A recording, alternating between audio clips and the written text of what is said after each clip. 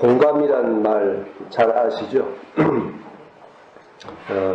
참 좋은 말이고 우리에게 뭔가 힘이 되는 말입니다. 사람은 살아가면서 누군가와 끊임없이 교류를 해야 합니다. 눈길을 마주치기도 하고 손길을 나누기도 하고 마음을 나누기도 하고 또 더 나아가서 사람들과 나의 모든 것을 나누어 주기도 합니다. 삶을 살아가는 본능적 특성 가운데 하나가 공감입니다.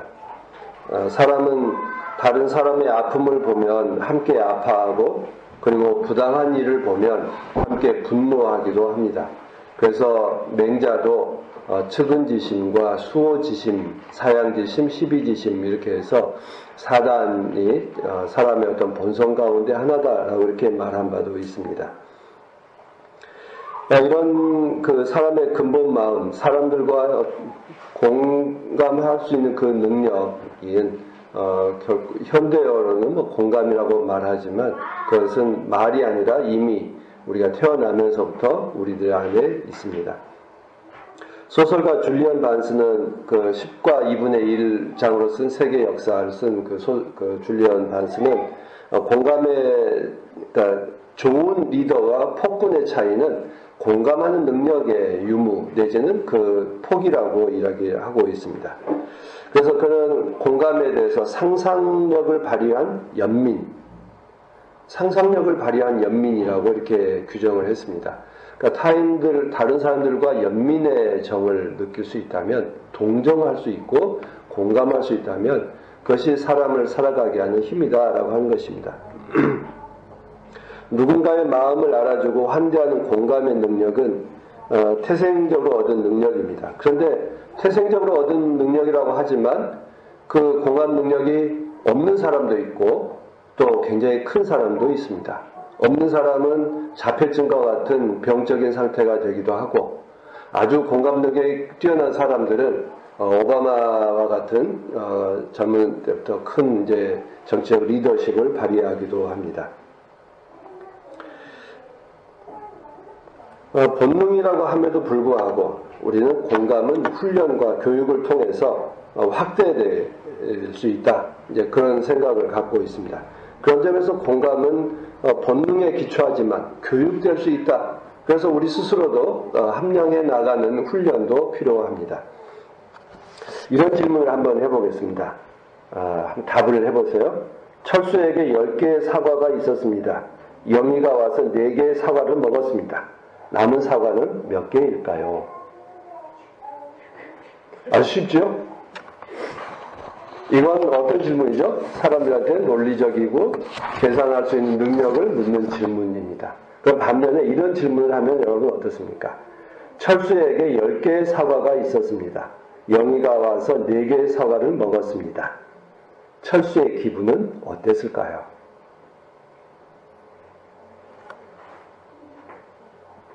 어땠을까요? 철수는? 말하지 않고 먹었으면 기분이 나빴을 것 같아요. 근데 그 먹은 사람이 얼마나 보면 내 마음에 맞은 사람인 거에 따라서 기분이 달라져. 그렇겠죠? 바로 그겁니다. 이 질문. 앞의 질문은 우리한테 어떤 상상력을 발휘하지 못하게 하지만 두 번째 질문은 우리에게 상상하게 하고 뭔가 어떤 상황일까 생각하게 됩니다. 만약 철수가 아빠고 영희가 딸이었으면 어땠을까요? 나의 기분 상태보다 딸이 먹은 것에 대해서 훨씬 더 기뻐했을 것 같습니다. 그것처럼 우리가 어떤 질문을 하느냐에 따라서 첫 번째 우리 어떤 일에 대해서 어떤 질문을 하느냐에 따라서 우리가 그 사람과 깊이 공감하고 교류할 수도 있습니다. 삭개오는 오늘 읽어드린 이 본문 말씀들은 하나는 하박국서에서 그리고 복음서는 삭개오에 대한 이야기, 데살로니가 교회 이야기들입니다. 이 공감이라고 하는 단어를 통해서 오늘 본문, 세 개의 본문을 읽으면서 공감이라는 단어가 떠올랐습니다. 그래서 제목은 죄인들의 구원이라고 정했지만 어떻게 보면 의인들의 공감, 공감하는 의인이라고 하는 제목을 정해도 어떨까 하는 생각을 해봤는데요. 1차적으로 죄인들의 구원이라고 하는 아주 교리적인 질문을 제목을 택해보았습니다.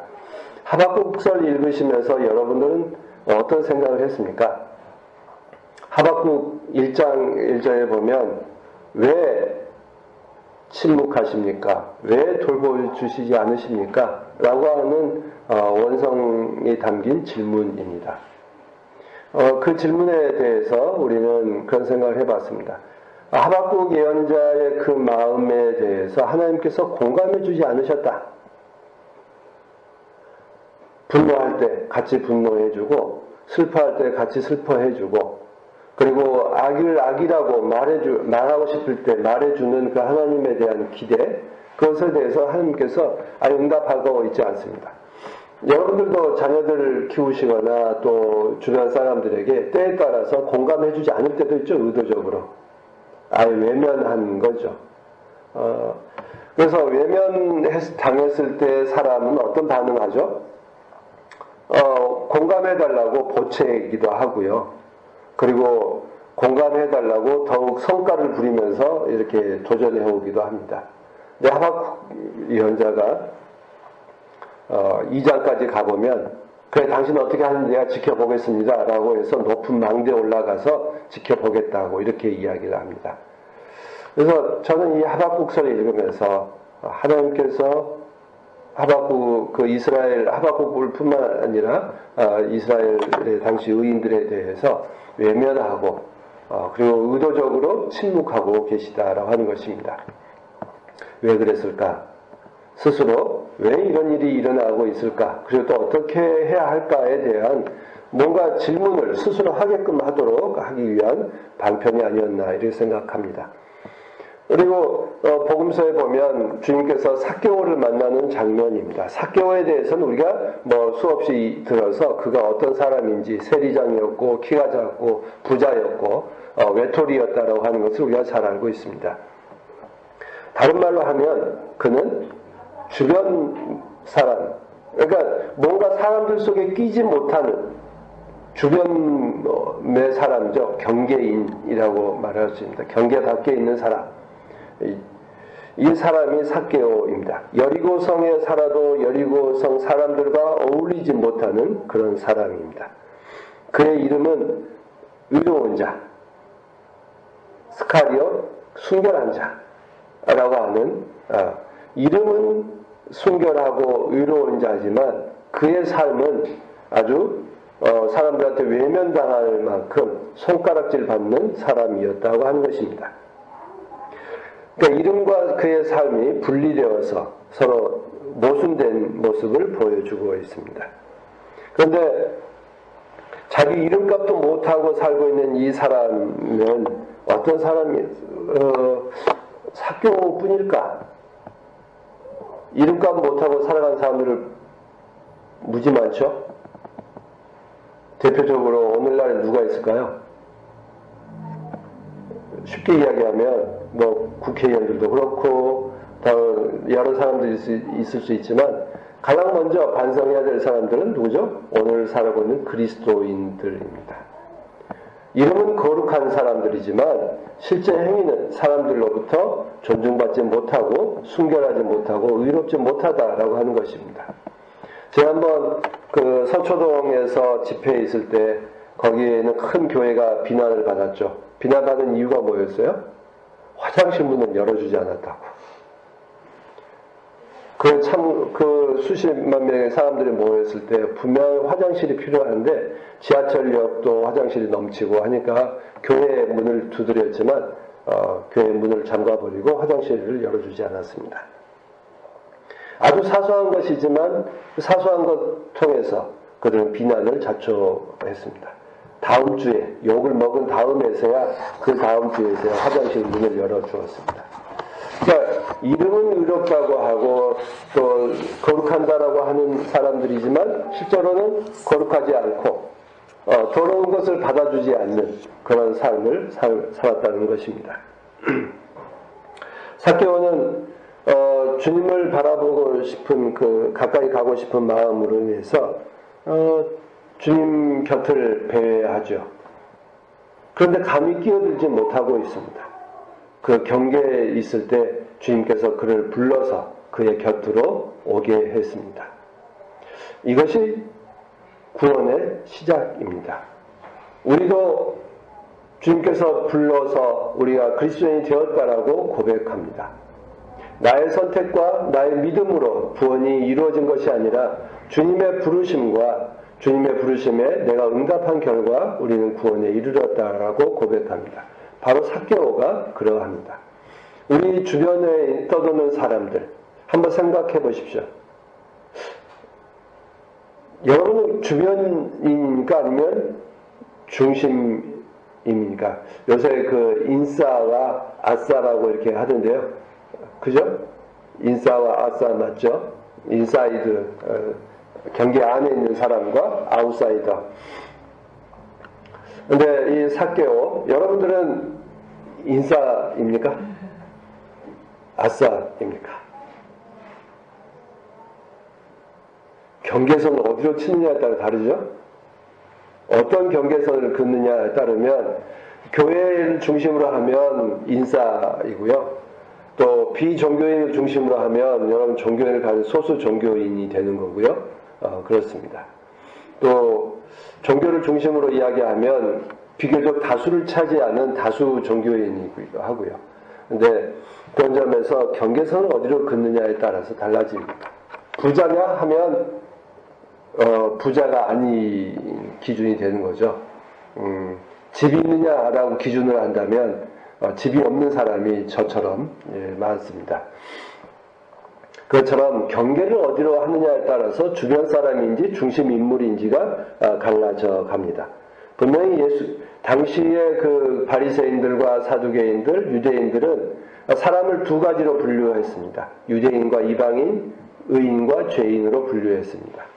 그래서 그들은 삭개오를 유대인이지만 죄인으로 분류해서 그들을 주변으로 몰아냈습니다. 주님은 그의 이름을 부름으로 그를 주님의 공동체 안으로 불러주셨습니다. 주님의 만드신 그 공동체는 바리새인과 사두개인들, 당시 유대인들이 세워놓은 경계선의 그 경계선 자체를 새롭게 확장했습니다. 확장하는 방식은 바리새인들이 생각하고 있었던 경계를 세우는 선의 방식이 아니라 회개하는지 안 하는지에 대한 것으로 모든 사람들에게 열려있는 경계선으로 문이 닫혀있지 않는 공동체로 만들어 주셨습니다. 그래서 주님께서는 삭개오의 이름을 불러주시고 그를 경계선 안으로 불러주셨습니다. 그러므로 삭개오는 주변 사람에서 중심인물로 그날의 파티의 중심인물로 변했습니다.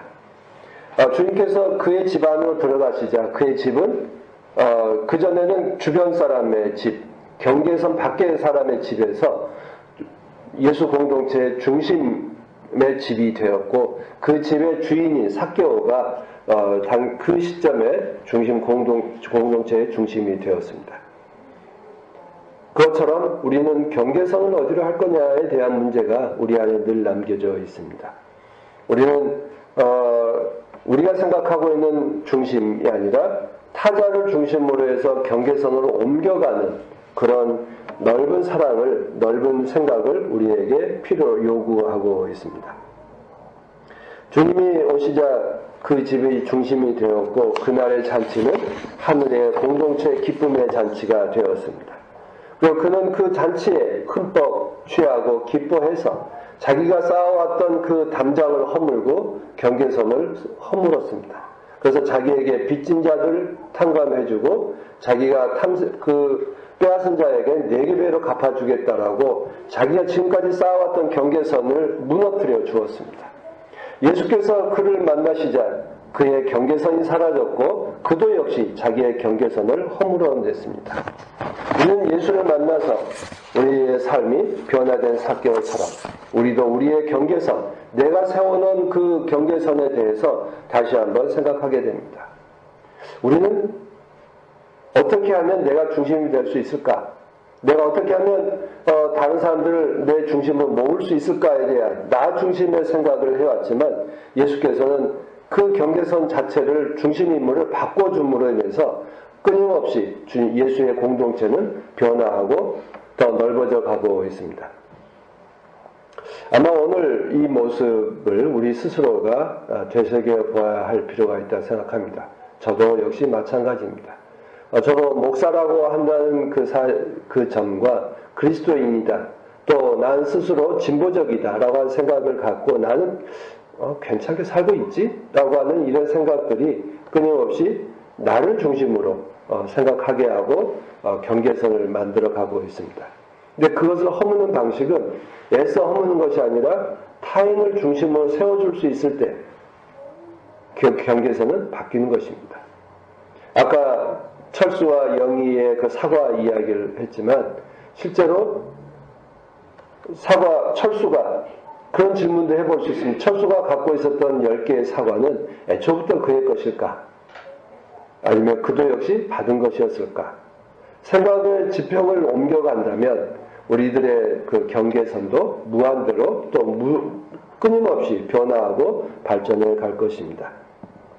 주님이 삭개오의 이름을 불렀을 때 그는 신분이 바뀌었고 그는 죄인의 자리에서 의인의 자리로, 그리고 그전엔 어떤 수전노에서 이제는 인신 좋은 세리장으로 또 바뀌었습니다. 근데 주님께서 세리장에게 요구한 게 뭐였죠? 주님께서 그 삭개오에게 요구한 거 뭐였어요?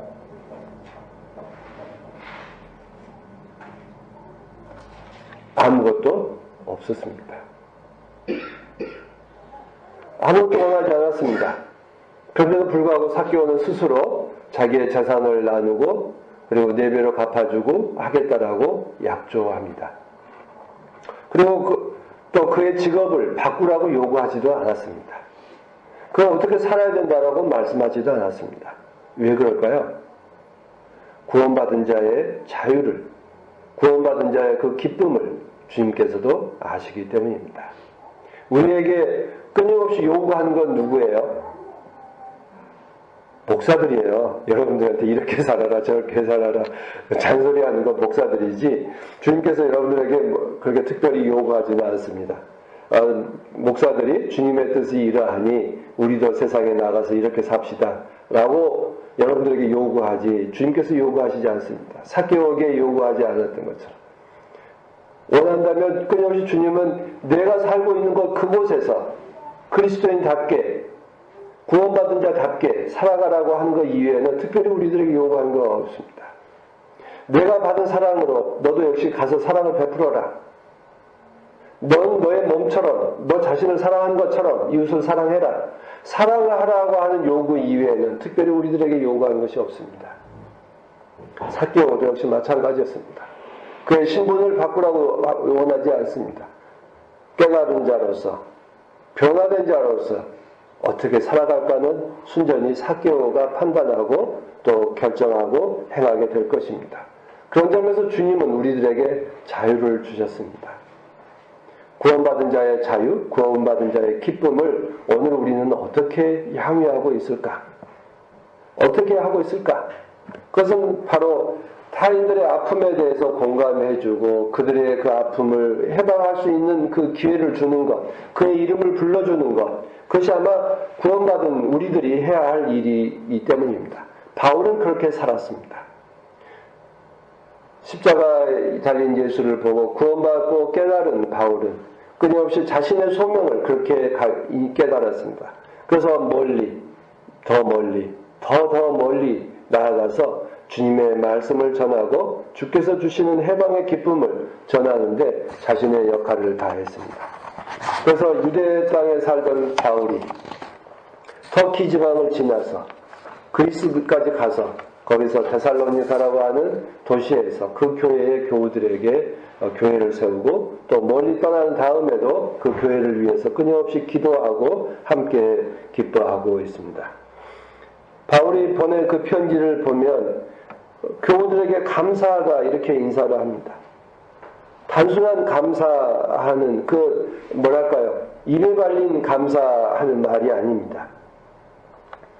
데살로니가 교우들이 당시에 살고 있는 그 삶의 처지 속에서도 그리스도인으로 살아가고 있는 그 자체가 너무나 감사하다라고 하는 것입니다. 저는 그냥 여러분들에게 늘 감사합니다. 우리가 같이 우리 사회에서 모두들 풍요로운 그 상황인데도 불구하고 모든 교회라고 한다면 넘치는 그 풍요로움이 있는데 우리 교회를 그 작고 또 뭐랄까 소박하다고 표현을 하겠지만 참 빈티나는 교회 속에서도 신앙을 갖고 가고 또 서로 사랑을 나누며 살도록 애쓰는 아마 여러분들에 대해서 바울 사도도 감사하다라고 편지했을지도 모릅니다. 데살로니가 교회가 화려했기 때문에 숫자가 많았기 때문에 기뻐하고 감사한 것은 아니었습니다. 3, 4절 말씀을 보면 아마 교우들이 박해와 환난 가운데서도 믿음이 자라고 있기 때문에 어려운 형편에 있기 때문에 감사하고 있습니다. 당시에 환난 가운데 있었다라고 이야기한다면 어떤 거였을까? 로마 식민지의 어떤 박해와 그리고 주변 사람들의 어떤 외면, 싸늘한 시선 이런 것들을 느꼈을 것입니다. 그런 가운데서도 그리스도인으로 살아가고자 애쓰는 데살로니가 교우들을 보면 어찌 자랑스럽지 않고 어찌 감사하지 않을 수 있겠습니까? 12절에 예수 그리스도의 이름을 위해 살아간 믿음의 사람들이 받게 될 영광을 이렇게 그래서 데살로니가 교우들 당신들도 이렇게 될 것입니다 라고 말합니다. 이렇게 해서 우리 하나님과 주 예수 그리스도의 은혜로 우리 주 예수의 이름이 여러분에게서 영광을 받고 여러분도 그리스도 안에서 영광을 받게 하려는 것입니다. 이것이 바울 사도가 받은 은혜, 받은 그 구원의 기쁨을 자신도 그 기쁨을 주체할 수 없어서 데살로니가까지 가서 전하고 또 그것을 깨닫기를 원하고 있는 바울의 마음을 우리가 볼 수 있습니다. 우리가 예수 그리스도의 이름이 영광을 받는다는 것, 그것에 대해서 깊이 깨닫는다면 우리의 사랑도 풍성해지고 믿음이 자라가고 인내에 인내가 덧붙여질 것이라고 믿습니다. 우리는 예수를 영광스럽게 한다, 영광되게 한다라고 하는 건 그 멋진 멸관을 주고 왕관을 씌워주는 것이 아니라 모두 다 예수를 칭송하게 될 때입니다. 우리는 어떤 일로 인해서 교회가 욕먹을 때가 많잖아요. 대표적으로 나는 그리스도인이신, 나는 교회에 다니지는 않지만 나는 그리스도를 존경한다 하는 것 많죠. 주변 사람들 가운데 나는 교인들을 보기 싫어서 나 교회 안 가라고 하는 사람들이 있습니다.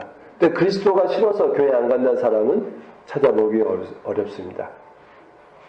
우리는 교회라고 하는 울타리 속으로 하면 교인들은 작지만 그리스도인이라고 하는 울타리를 한다면 훨씬 더 넓어질 수도 있습니다.